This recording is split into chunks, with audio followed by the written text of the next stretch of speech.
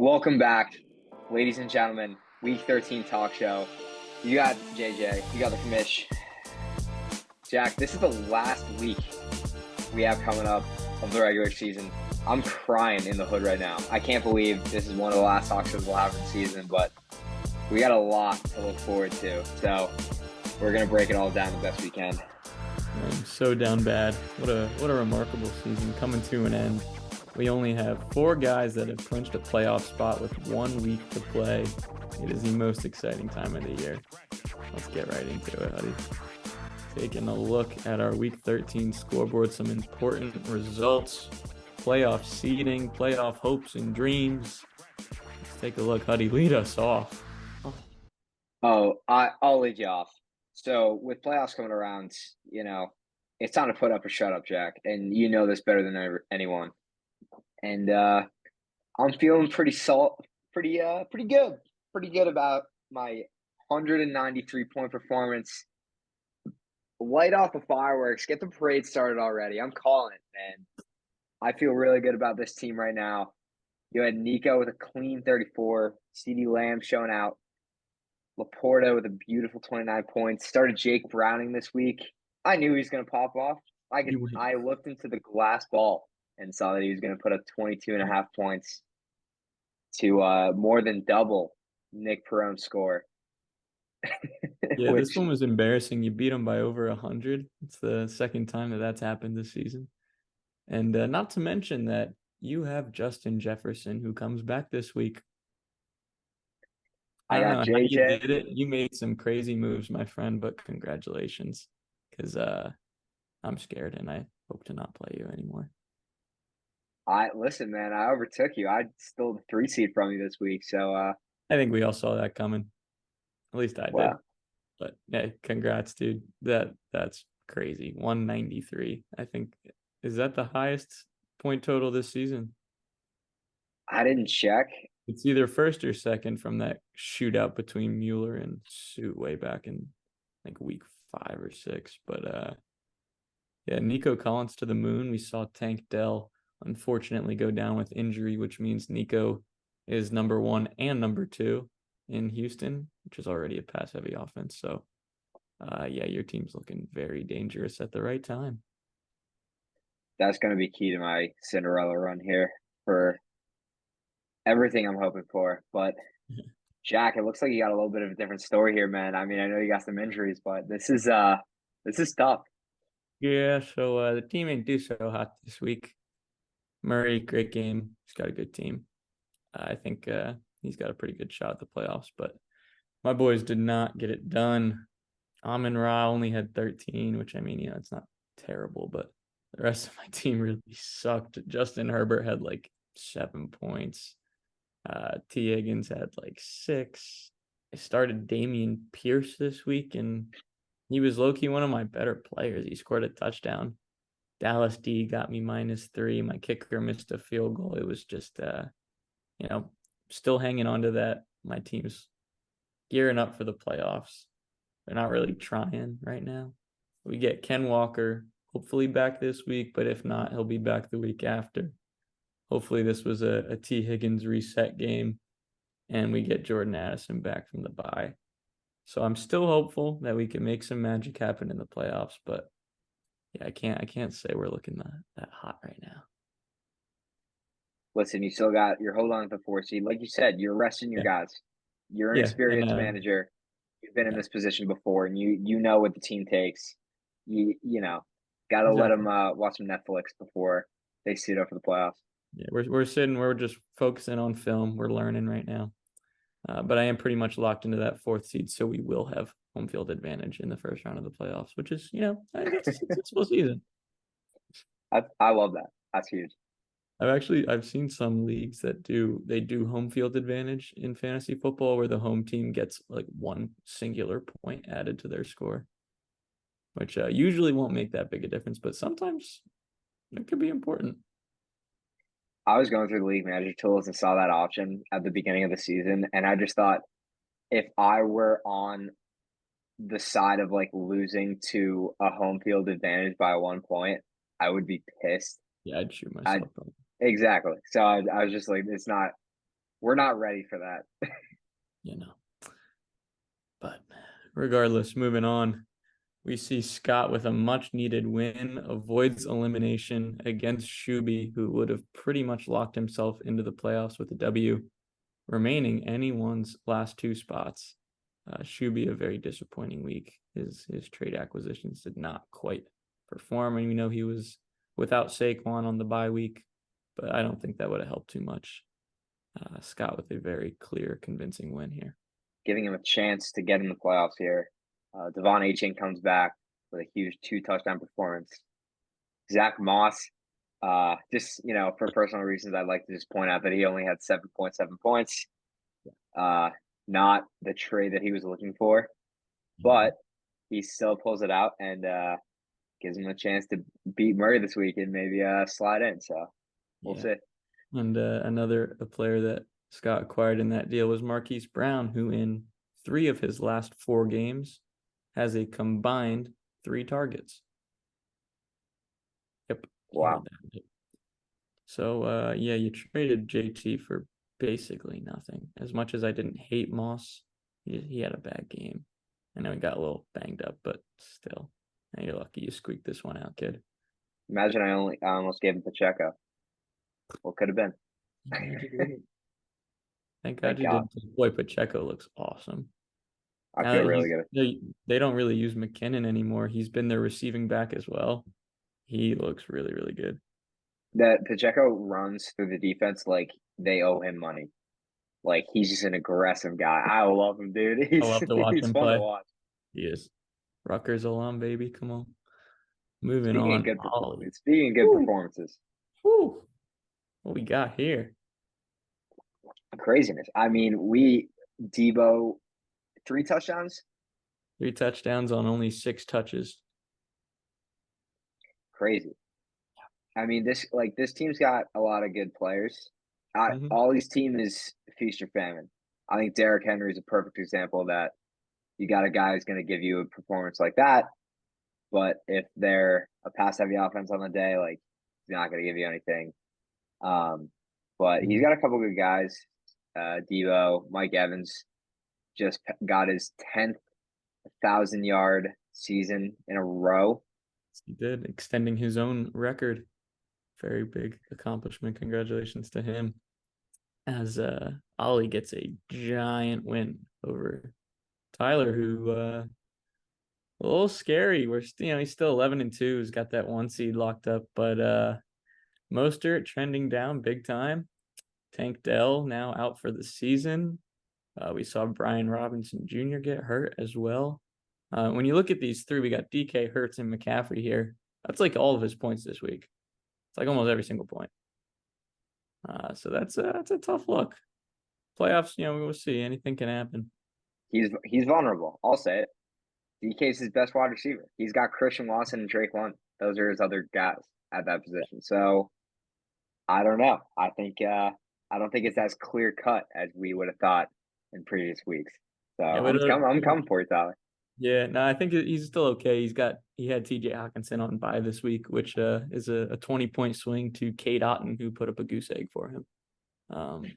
But still, that puts him at 120, which still loses by 70 points to you, sir. So, hey, we'll see what it counts. Last but not least, the people's champion Nabil, giving Nate Suit his 7th loss. Not a bad day from Suit, but a really good one from Nabil. And boy, if only Alexander Madison had gotten 2 more points, Nabil would be looking at a playoff spot. But this is encouraging. The camp over in Nabil land are ecstatic going into next season, pumped up. This team has come from absolute ruin and still has a very outside chance at the playoffs. I was running some numbers this morning. He's going to need to win. He's going to need to outscore Ollie by like 60 this week to make the playoffs, as well as win. But he does play Perone, so he'll probably win. But it's not a very high chance. I hate to say. Nick Perone's defense like Swiss cheese these days, so it's certainly a possibility. Possible. Yeah. But Jack, our in-house analytics guy, giving us the breakdown as always. I think it's like about a 3% playoff chance right now. Is that right? That is correct. But boy, are we all rooting for that 3 nil. We love you, buddy. On to the game of the week, Brother Bridge. Look at this fucking roster. How did they win? This is so silly. This is so silly. I Oh my mean, God. Perrine, come on, bro. What are we doing? Green, Jaden Reed, Chiggy Okonkwo, beaten Mueller, who I think may still have the best team in the league, possibly. That's unbelievable. It came down to luck. I mean, you know, you got your defense scoring you negative points, and you got Terry McLaurin with 0 receptions. That's Yeah. what kind of saved Bridge here. Very Um, you know, with Bridge and I making that big trade a couple weeks back, he's got Josh Jacobs coming off by, so that could help him. And yeah. he's Five and probably not going to make playoffs, but 5-8 is a tough spot to be in to make the playoffs, especially with the 6 and 7 teams having such high point totals that it will be tough in terms of tiebreakers. a good performance nonetheless. Congratulations, Bridge.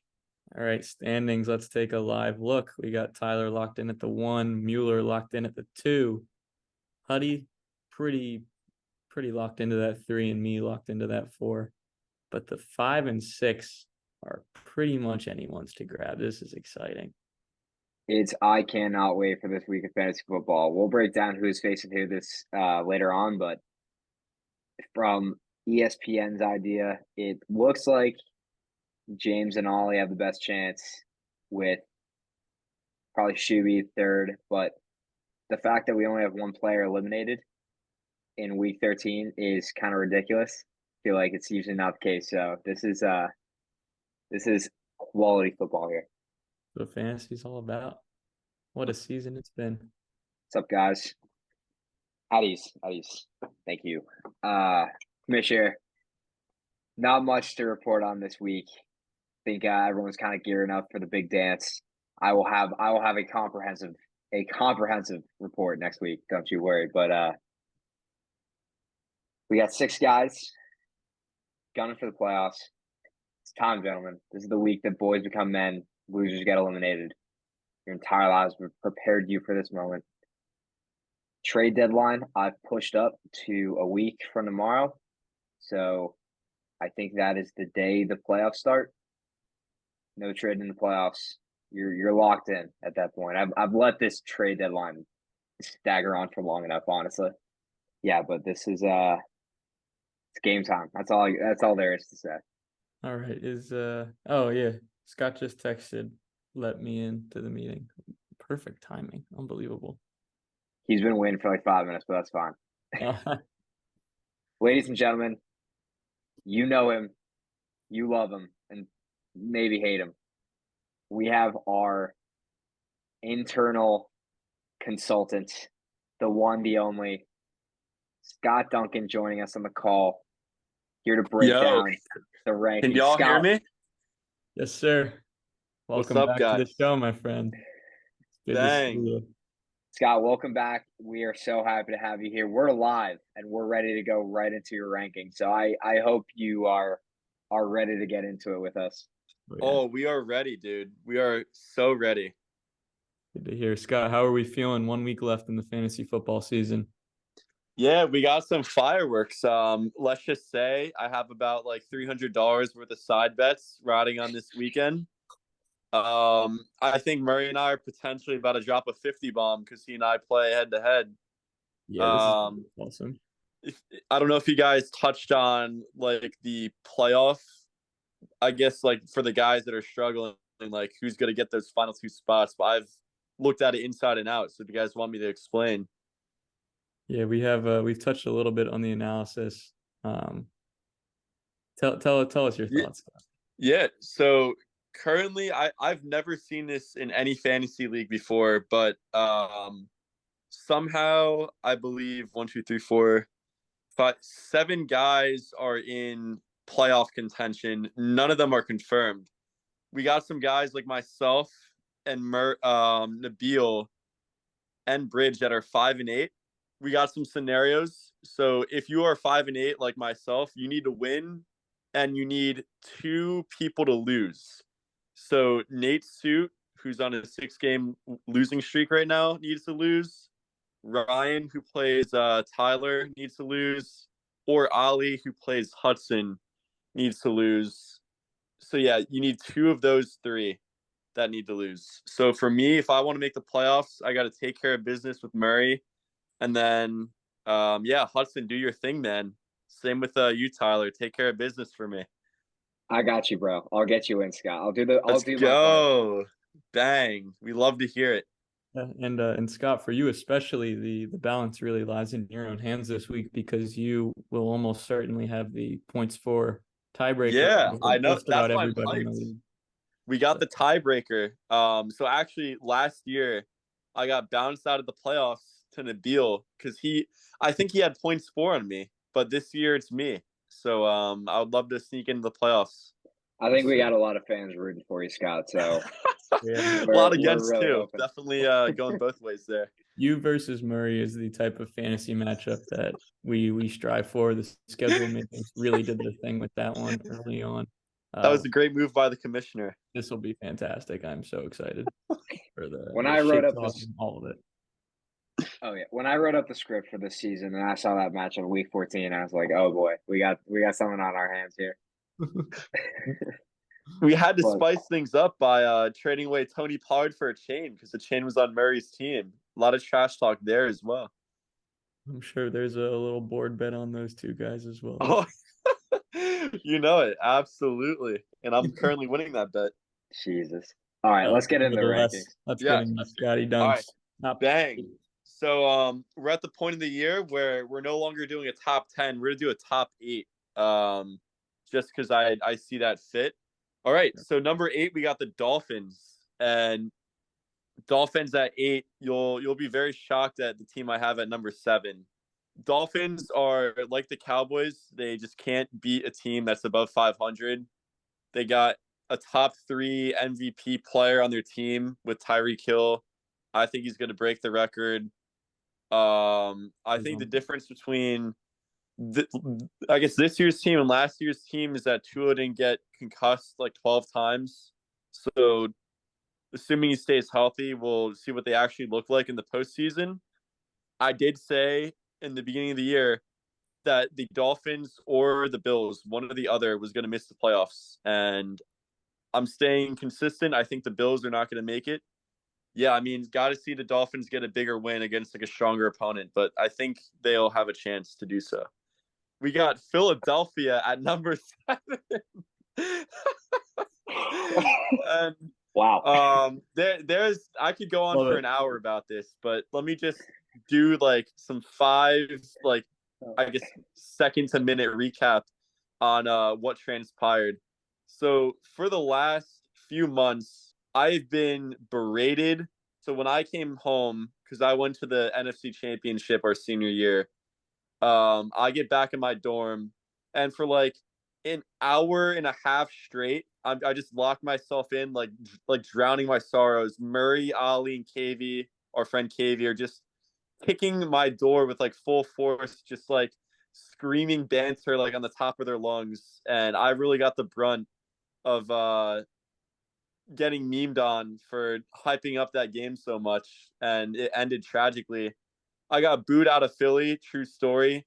I wore a Kittle jersey and I popped my sweatshirt off when it was 7-7, and then I got beer thrown on me. So that was fun. Big Philly I've been interaction. I've been waiting for, let's just say I've been waiting for almost a full year for retribution. And I've been saying the same storyline, like you at least have to have a quarterback healthy to like make a fair measuring stick assessment when 2 teams play. Like if Josh Johnson played the full game, like I would have been like, all right, fine. Like you guys, but he even got concussed because he is just a moron. So I've been saying it the whole year. Brock Purdy's the guy. Like I've never backed down from that once. And Murray was saying he was gonna get benched. Murray was saying he's a backup quarterback. He sucks. He's horrible.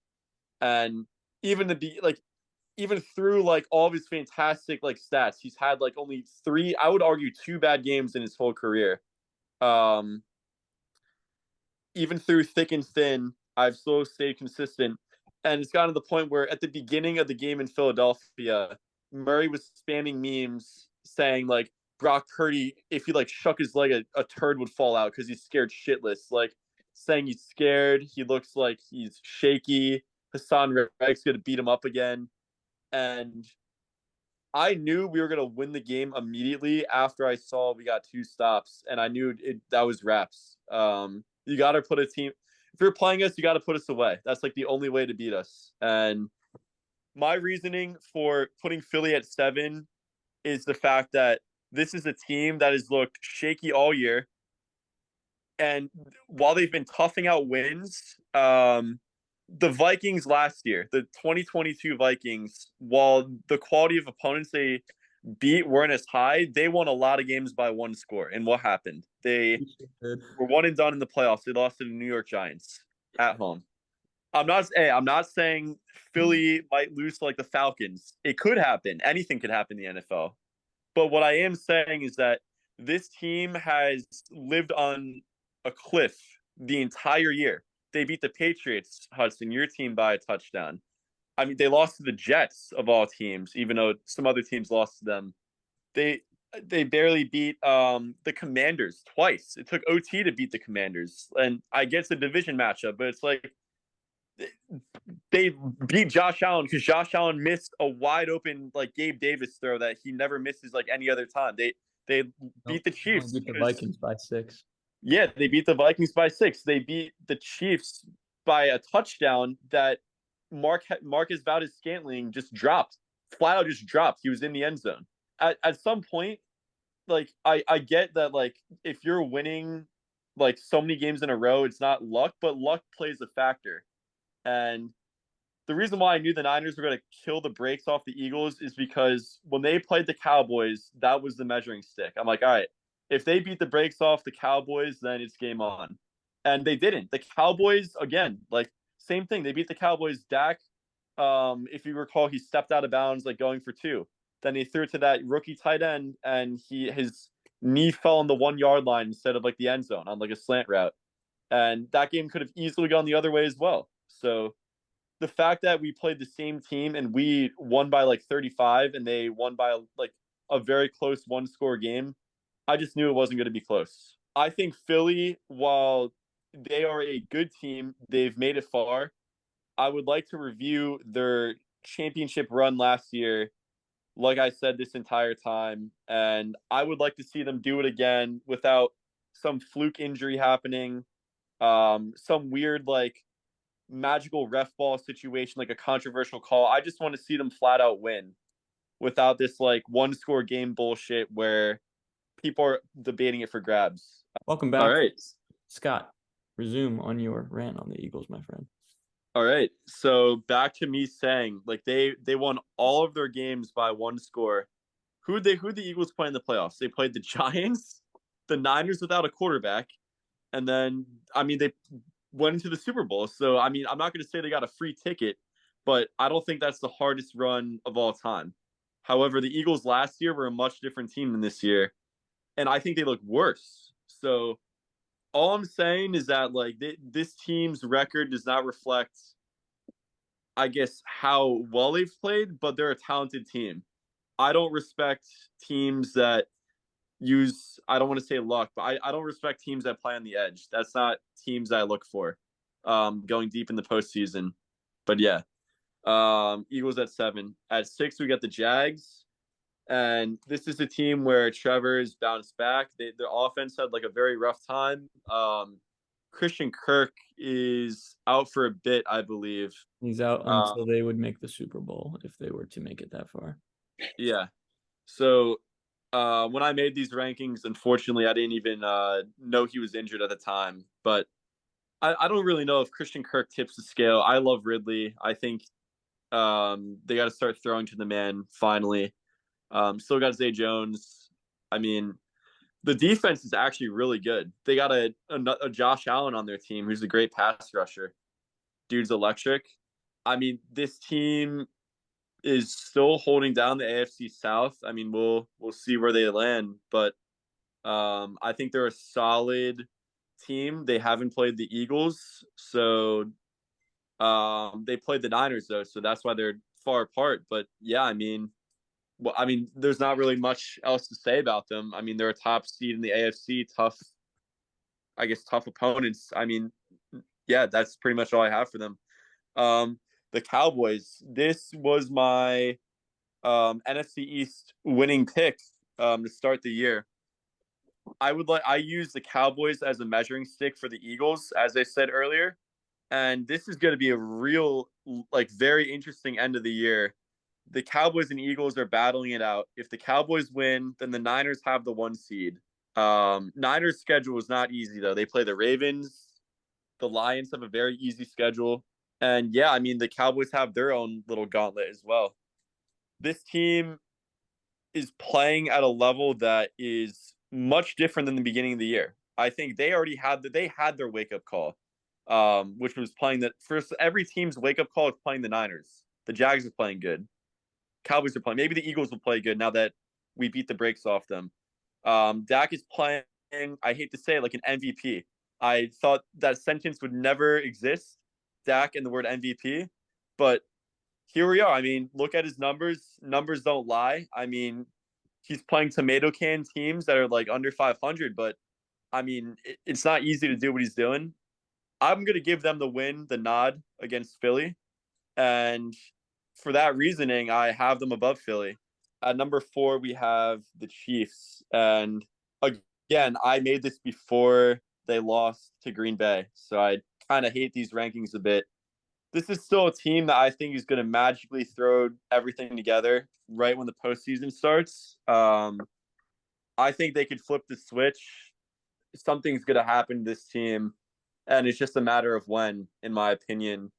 Because when you have the best head coach and the best QB and one of the best defenses, like, only good things can happen. And I've been saying that all year. Lions at number 3. With this list, I'm like unhappy with my own list because it's like I just don't know where to rate teams. Being a Niners fan, like I kind of rate teams against like how I feel if we stack up against them. And the Lions are a team where it's like I don't think they've played tough opponents, and I think we would dog walk them. They play in a very easy division, and if you look at the rest of their schedule, they play like Chicago. I think they play Vegas. They have some pretty cake teams. I mean, the offense is good, but I don't like Goff as a quarterback.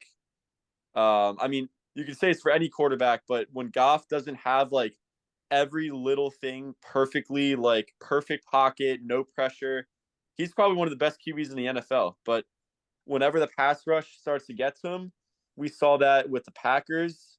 He throws 3 picks, and that's like the Goff of the old days. That's what I think is exactly what's going to happen when this team plays the Niners. They play the Eagles. Like they play a team, the Cowboys, a team with a basic pass rush that can disrupt Dak's or Goff's pocket. I love the weapons. I love Gibbs. I'm a Gibbs owner. I love Amon-Ra. I love Montgomery. I love Hawkins. I love everyone on that team except for Goff. This is the team I feel very strongly about. The Ravens at 2. This was my Super Bowl pick. I mean, I'm very biased with this ranking, as you can. It's no guess, but I had the Ravens at 2 going into the year. Like I texted a ranking going into this year. I had, I think it was Chiefs 1, Niners 2, Ravens 3, and I think the Ravens are a team that everyone just like quietly acknowledges, but they're just like good, and for some reason, no one acknowledges how good they can be. Lamar Jackson is like one of the most slept on quarterbacks I've ever seen. Because one game, Hudson, you have him on your team, he could put up 45, and then the next game he'll put up like 4. But he's like the only quarterback that I've ever seen that could literally like take over a game single-handedly, and he's like actually the only reason why that team wins. I guess maybe because they haven't gone far in the postseason, but I think this is the year they do it. And the Niners play the Ravens. So again, like the Niners are about to play another top 3 NFL team right now. They play on Christmas Day. So, yeah, I mean, we'll talk about them later in the year for sure. Number one, no surprise. Never a doubt, the Niners at 1. And, I mean, this is self-explanatory. I'm not going to try to go on a rant. Like, we beat the Eagles, who were marked as the best team in the league. We beat the Cowboys at one point, were marked as the best team in the league. The Jaguars, we dog walked them. People were so quick to doubt us because Purdy was playing a historic Cleveland defense. Myles Garrett is arguably an MVP this year, or at least a deploy, and that defense is unreal. And Purdy marched down. Jake Moody missed the game-winning field goal. Loss number 1. Loss number 2. Purdy got Minnesota concussed. Vikings, baby. Yeah, it was the Vikings. Kirk, come It was a on. close game, very chippy game. Kirk was having the game of his life, and Purdy got concussed, and he threw a few interceptions. And then I would say the third loss was probably that's the one game where it's like I think he had a bad game, personally. Yeah. But besides, like, people just wrote us off completely. They're like, are the Niners even a playoff team? Like, I don't know. But I've been saying it the whole year. Steve Wilkes sucks. Get him out of the booth. Kyle Shanahan brought him out of the booth. And lo and behold, we don't lose another game since bringing him out of the booth. Defense has been unstoppable since that adjustment. Brock Purdy returned right after. I mean, he bounced right back when he played the Jaguars after a 3-game losing streak, and he's not looked back. He just went into Philly in the link where he probably has PTSD from getting carted off the football field for his elbow. And he went right in there. He was getting mauled in the beginning. He stood firm, and then Kyle made some great mid-game adjustments, and Brock played accordingly. 4-touchdown game, 300 yards. I think he's playing his body of work this year is MVP-like. I don't think he's necessarily like talent-wise like the absolute best, but if you were to look at the body of work, he's on track for, like, I looked it up, he's on track for like 35 touchdowns, 8 picks, and 450 yards, about maybe 4,600 yards. And people complain about the yak. They say, oh, he tosses it to Debo. I'm like, yeah, that's a good example. Debo, the both touchdowns in Eagles games were like Debo running for 70 yards. But that's because the Eagles were just eliminating Purdy's deep threat because they know Purdy's a gunner. According to the stats, Purdy's only had yak account for 48.5%, whereas other MVPs, I'm just reciting the graphic I saw on like ESPN, like Mahomes last year was 53% yak, Rodgers was like 49. Like, other MVPs had even more yak than Purdy. The point I'm trying to make is that, yes, while his teammates around him are good, Purdy is also playing as good. And why wasn't Jimmy G MVP then? And he's arguably a starting level quarterback in the NFL. So the hate has to end somewhere. People got to start recognizing Purdy. They just look at where he was drafted. But that wraps up my power rankings. Yeah, Scott, thank you, my friend, for taking us through this extensive evaluation. Very extensive. I have a few remarks on this MVP race. I think Brock Purdy should definitely be in it. I think that people forget that he's in his second season. Yeah, dude. I think we treat him like he's been around for 6 years, and they kind of expect him to be him. But when you look at, guys like Josh Allen, they weren't this good in their second year. Yeah. They weren't that good at all. So I think we got to remember that this could just be the beginning for Purdy. He could get much better. I want to add to your point and answer this honestly. What leap has Justin Herbert taken since his rookie year? We knew he was good his rookie year, but that's it. He hasn't done a whole lot more. I guess, he doesn't have much around him, but you got a point there. The main difference between Purdy, his freshman year versus his sophomore year, is his comfortability in the pocket.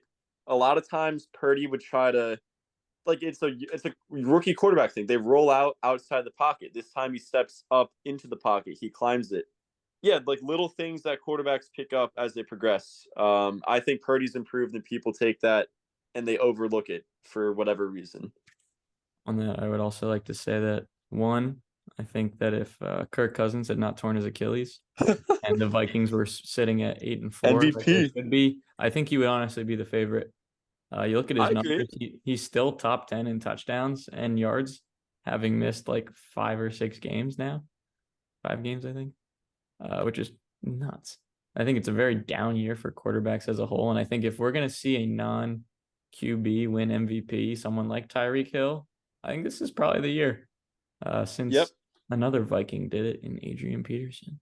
So last time we saw that happen. Solid rankings here. I don't know about the Eagles at 7. Hudson, what you got to say, buddy? It's Scott. It's why we have you on the show. You have a take like no other. It's unique.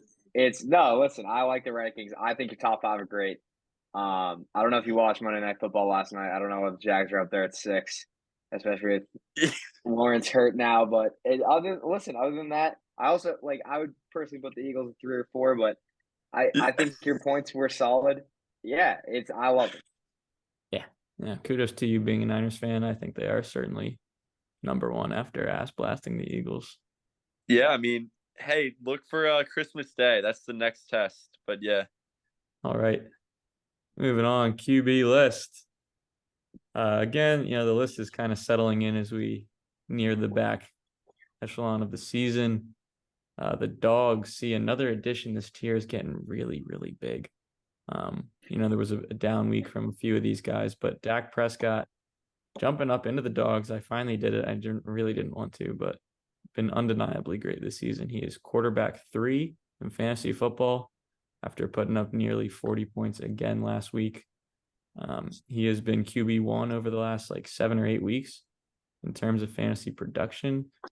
I guess he hasn't really, when I watch the Cowboys, he doesn't impress me a ton. His guys just always seem to be open. But nevertheless, he has been fantastic. He is, I believe, up there with Purdy as the favorites for MVP, according to ESPN Bet right now. So he's a dog. His team's looking good. He's looking good. Slinging the ball. He's even rushing a bit. So Dak Prescott, welcome to the Dogs. In the not too shabby tier, no movement. I slid Geno up 1 after he diced up that Cowboys defense. That is not something I expected, but shout out to Geno for doing that. Trevor Lawrence left him up here. He may be down in that Kirk Cousins tier. We have yet to hear the official report on his injury status, which sucks, but his last 4 or 5 games have been absolutely remarkable. In the shabby tier, moving up, Jordan Love, who has put over 23 fantasy points up in the last 3 weeks. He's propelled the Packers into the temporary playoff picture, and they have one of the easiest schedules I've ever seen in these last 5 weeks, including the Giants, the Panthers, I believe the Bears again as well. So Jordan Love's looking like the guy in Green Bay. He certainly turned it around. It's looking like that. Moving on, serviceable. A few new additions this week. We see Joe Flacco out of retirement, plucked off the couch, and thrown into this Browns team where honestly he looked pretty good. He moved the ball down the field. He found guys like Eli Moore. And with that Browns defense, I would not be surprised if he leads this team to the playoffs, which is crazy that he would do that against his old rivals or for his old rivals. It's really, it's honestly, I don't know about you, but I found it very weird seeing him in a Browns jersey. It's weird to think about. He definitely looks like a veteran quarterback. He kind of knew what he was doing. I mean, the Rams blew him out. So I don't know if, wins matter, but kind of cool to see him back playing in the league. Yeah, I think Geno in particular, he was slinging it, dude. I mean, he was throwing the ball. That was sick. DK Metcalf in that first half. Tyler must be happy about that because that was pretty cool to watch. I really thought the Seahawks were going to win that game. I don't know how they threw that away, but 2 good teams right there. With you there, 100%. Moving on, dog shit. Jameis Winston is now officially the starter after Derek Carr went down with another injury last week. It's looking like Jay Boog will start again this week. He is fun to watch. I can't tell how good he is, but he sure does sling that ball. And in my home league, I will be starting him against Carolina next week, as Trevor Lawrence was my quarterback. Yeah. Another new addition to this tier, Jake Browning. Had a rough first week. You know, we didn't know what to expect if he would even play this week, but he diced up the Jags last night. Looked absolutely amazing. Got the ball to Jamar Chase a bunch and had about 25 fantasy points for you, Hudson.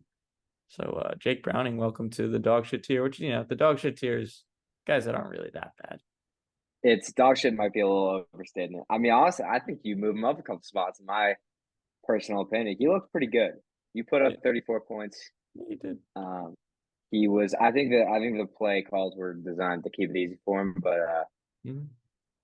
I like the kid. Maybe I'll keep him on the roster.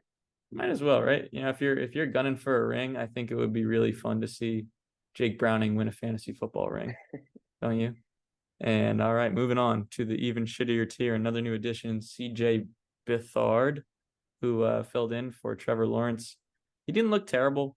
He had one big play. He made a really great throw to Calvin Ridley that got taken away by a holding penalty, I believe. He wasn't awful, but he's not good. So he sits here, as well as Trevor Siemian, who came in to replace Tim Boyle after Tim Boyle was so bad for the Jets that he got cut today. They signed Brett Rippon off the Rams practice squad, I believe. So, Siemian coming in here right next to Bailey Zappi. Also, another guy I forgot to put in this tier, he would be right around here, though, is Mitch Trubisky, who came in for Kenny Pickett, who may be done for the season, is definitely done for the fantasy season. Those are a lot of middle of the road quarterbacks. You had said it earlier, like it's a tough year for QBs. I think we're kind of used to seeing a little bit more talent.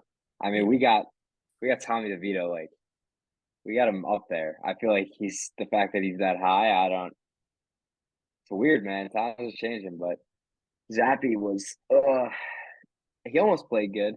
Almost. They almost got points on the board. Almost. They were so close to getting more than 0 points. But instead, they got 0. Oh, they might as well rock it with Mac Attack, who remains in the benched or reluctant to play tier. Zach Wilson saying he is reluctant to go back in as the Jets starting quarterback, which Coach Robert Saleh said he wants him to do. I'm reluctant to go into work every day, but I still do it. Just saying. Well, when I go in the office, I don't have to perform in front of 30,000 people every week. To be fair, listen, and I think it happened with Mac as well. You get defeated. Like, you got to perform out there for a lot of fans, and if you're not performing well, like that's got to get to you. That's got to mess with your mental a little bit. So I can kind of understand that coming from Zach, but I don't know how much of a difference it's going to make for this Jets team. You were hoping that they'd squeak into the playoffs, so like Rodgers maybe comes back, but not looking like that dream is going to come true this season. Absolutely not.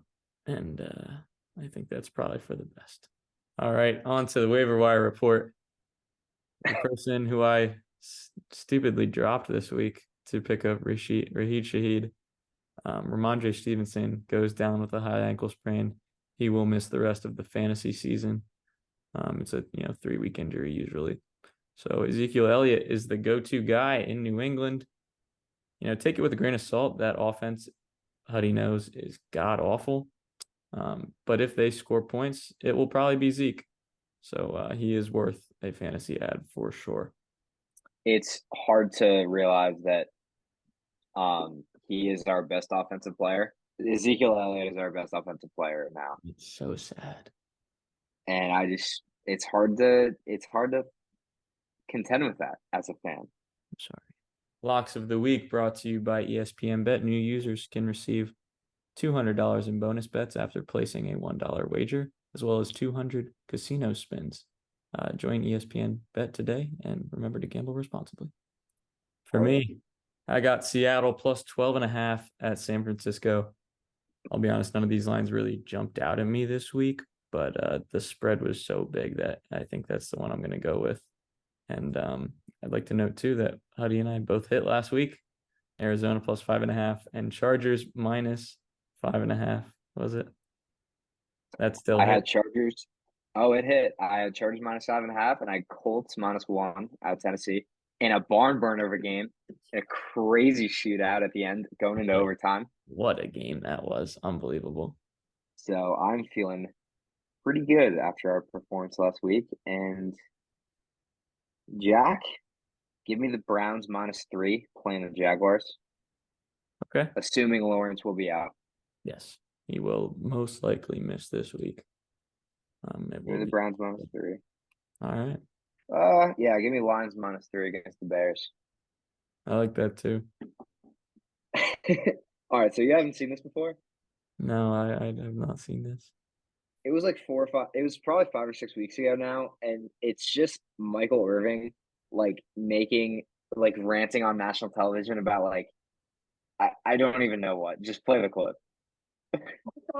What's wrong with today? The young ladies today, they're not learning from mom. We're losing recipes. And now I don't know where that started, but then he just started saying, "Young women today, they're not learning from mom. We're losing recipes," and it just gets me. It just so Jack, we're losing recipes. I can't deal with that. It's no good. That's no good. It's upsetting. I'm pretty upset about it. So that's Oh, Jesus. quote of the week. oh my god. No, not again. How do I? There we go. Avoid that. All right. Ugh. Week 13 preview. Jack, this is an important preview. Can you bring up the ESPN? Can we go through this real quick? Here we go. Ladies and gentlemen, week 14 preview. The last week of the regular season. These games matter for most. So starting off here, we got me and Ollie. Ollie looking to make a playoff push. If he beats me, there's a good chance that he gets in the playoffs, but I don't know if I'm gonna let that happen. I think I might stop that. Jack, Next, we you got and Mueller. Mueller. Yeah, this game really doesn't matter at all. Very low shot at getting up to the 3 seed if you lost, but I still don't even. I think he got me in points scored by a little bit. Mueller's locked into the 2. I'm pretty much locked into the 4. We might as well rest all of our players. So, prime time game of the week.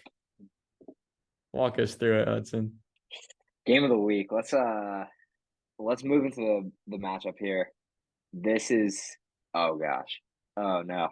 Ladies and gentlemen, it is the future game of the week automatically when we come back next week.